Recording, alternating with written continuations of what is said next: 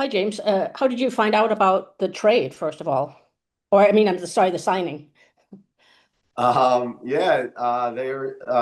kind of funny. Like even back to a few years ago, it seemed like it was a team that was interested in bringing me aboard and going through the free agency process when they had started showing some interest. That just seemed like a good fit, and especially I think with the trajectory of where the team is trying to go, really trying to make a push, trying to make the playoffs next year. So that was exciting to me, and then obviously all the history of it being an original six place is obviously super exciting too, and have a lot of familiarity with a lot of guys already on the team too. So it definitely checked a lot of boxes in that way. They're obviously a team that is very desperate to end what's become a very long playoff drought and get back in. How do you think you can help that effort? Yeah, I think just with that everyday sort of approach, I think just being consistent day in day out, just worrying about the next day. I think that's obviously the most important thing. The season again, you're going to have these ups and downs, but I think the teams that find a way to have that consistent approach every day and give themselves a chance to win every night, all the little things like that start to add up over the course of an 82 game year. So I think obviously that having the experience of being through a bunch of different things over the course of my career. Hopefully, it can be a help. And then I think again, obviously, with kind of my where I kind of see myself fitting in with the lineup and stuff like that, I think I can help in that way too. So all sorts of those for all sorts of those reasons, yeah, it's exciting for me. You mentioned you have familiarity with guys on the team. I mean, have you heard from Patrick Kane? It's pretty cool. I mean, you guys have history going back to the to the draft, 20 years. Yeah, for sure. I mean, he's one of my really good buddies, and we've obviously been kind of through this whole journey over the years together in a lot of ways through some different USA hockey things and some different things over the years with training or bouncing ideas off each other for stuff like that. So really exciting that we get a chance to do all that. But yeah, it's actually funny. Yesterday, I was on the ice with Justin Hall right around the time when I was making my choice what was going to happen. So he was actually the first guy there to find out. So that was funny. But yeah, like I said before, I have some familiarity with those two, a bunch of other guys as well, Larks, DeBrincat. Probably forgetting some other names right now, but again, that also is a thing that was appealing to, is just having that comfortability with a lot of guys. Thank you. Answer. Yeah, hi James. I think it was a couple of years ago at the trade deadline. There was like rumors, reports that you were coming here. Did you think that that was going to happen back then? Yeah, it seemingly got pretty close there. So yeah, that goes back to what I mentioned before about like the history of there being some interest, and obviously the same management team in place now that there was there a few years ago. So I think that as a player, kind of brings you a little bit more comfortability and kind of knowing that have a vision for you as far as what you bring to the table and how it might fit in with the team. So that certainly makes part of the fit more exciting too. And have you gotten a chance yet to talk to Todd about just your fit here, where he sees you, just anything in general there? No, I haven't gotten a chance to talk with him yet, but I think especially over the last few years, you kind of I think as you get older in your career, obviously you have kind of your calling cards as a player, and I think too you have to find ways to be a bit more versatile and add value in different ways to a team and being able to contribute in different ways. So I think I've definitely been able to add some different things to my game that can make me be able to play in different spots all over the lineup. So obviously, again, coming into camp, I'm sure that's what we'll try to again as a team figure out how all the puzzle pieces start to fit together. But I think again, as you get older and more experienced, I think again you try to balance out those two things of playing to your kind of your identity and your calling card, but also knowing being adaptable and versatile and being able to play in different type of roles with different type of players. It can all be good things when you're trying to help a team win games. Thanks, James. John? Hey James, quick clarification question. Where's home for you? Where were you skating? Like you said, you were skating with Justin Hall. Like so, like where is home for you? Where are you now that you guys are skating together in the summer and the off season? Yeah, so I've been out in Minnesota now for almost 15 years for the off season. So I actually live on the lake that Justin grew up on. So I've gotten to know him very well and his family and his wife over the last few years out here. And yeah, so that's another part of it that's super exciting is getting a chance to play with him. And yeah, so I see a lot of them in the summer, and yeah, always enjoy hanging out with them.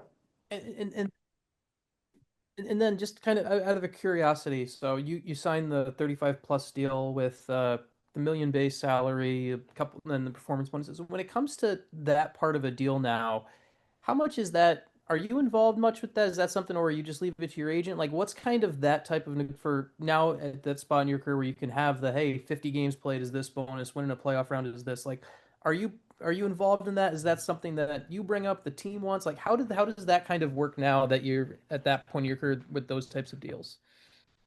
Yeah, I think that's something I kind of leave to my agent to work through and what he thinks is right and things like that. But again, especially at this stage of my career, it's not necessarily about the dollars and cents as much anymore. Like obviously, again, you want to be valued and you want a team to kind of show that they're interested. And there's obviously lots of different ways to do that. But ultimately, I love to play the game and just love to compete and want to be in a chance to have a chance to win.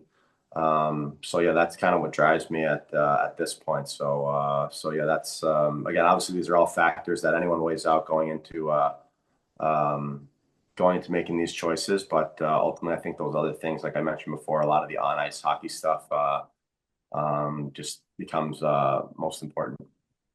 And then last one for me, when you kind of look at your game and offensively and things, why in your view has it aged well, right? There's some players who kind of as they hit their mid 30s, they start to hit a little bit of a decline. You had it was the 36 points last year, 38 the year before. You've consistently been at that range through most of your 30s. Like when you look at your kind of your game, what about it has allowed it to kind of age well in your perspective when you look at your performance? Yeah, that's a good question. I mean, I think for me, ultimately, I think my greatest strength is my probably my hockey IQ and hockey sense, and just knowing, and that can fall into a lot of different categories, but just knowing how to play the game, knowing how to manage the game, being able to fit in with kind of different styles of players and different roles, and just kind of trying to be ultra aware of these sorts of things where again, as you like I mentioned before, like you always kind of have everyone has like their calling card maybe as a player is what they do best and what they do well and what got them to this point. And I think as you kind of again get older a little bit, just having some more kind of clubs in your bag to be able to play a different role or to be able to value different parts of the game becomes more and more important. So I think that's what you learn as you the longer you play. And yeah, I think just being able to have that adaptable sort of mindset so that, again, whether you're playing or no matter what situation it is, especially teams, first line, fourth line, more offensive role, more defensive role, you kind of know the different parts of what goes into that, the details that go into that are important. Thank you. Ed? Well, that kind of leads to my thing. It's like everybody kind of talks about your net front play, James. I mean, a lot of goals against the Red Wings back in the day that way. Where'd that develop, or how'd you come up with that? You know what I mean? Yeah, I was lucky. I think again, like when you come into the league, like I feel like there's a lot of guys that are very talented and um, but being able to channel that in a way where you can carve out a niche or a role for yourself is so important. So I was lucky. My first couple years in Philly, I had Chris Pronger, who was on the team at that point, and Joe Mullen, and the kind of hours I spent on the ice before and after practice with those guys, like working on tipping pucks, working on just like little plays around the net with touch and feel and skill and timing and positioning. You'll kind of learn some of that over just the reps of playing it. But I think they kind of at that point just helped steer me in a good direction for that because I think again everyone wants to work hard, everyone wants to get better, everyone wants to contribute. Sometimes there's seemingly so many different balls in the air, and you want to get better, but what's the best route to do that? Where do I spend most of my time to try to really grow and get better and find a role as a player? So I think that early on, I think really helped steer me in that direction, where that could be something that I was good at, and that could be kind of my calling card as a player. And that's just something, again, I take a lot of pride in and put a lot of work in at over the years. I'm curious, I mean, obviously around here, did you watch some of Tomas Holmstrom? I mean, it's about as good as it gets that way. Yeah, absolutely. That was, again, when I was playing at the U.S. program, watching a lot of those games too, for sure. And obviously, when I came into the league, that was kind of the heyday of the Red Wings there. And I know you usually felt lucky on your shift if you even got a chance to touch the puck, just because of how those guys used to play. But yeah, that was definitely a guy over the years that I watched, kind of how he went about what he did in his craft, and tried to pull some different things from him. So. It's the last one, like the free agent process now. I mean, like yesterday, were you kind of like glued to the phone, or at this point in your career, it's like, all right, there's going to be a phone call here eventually? I mean, what's that like? Do you enjoy it at this point or not, or what? Yeah, you still get those kind of butterflies or nerves going into it, especially at this point too, with obviously now being married and having a family and stuff like that.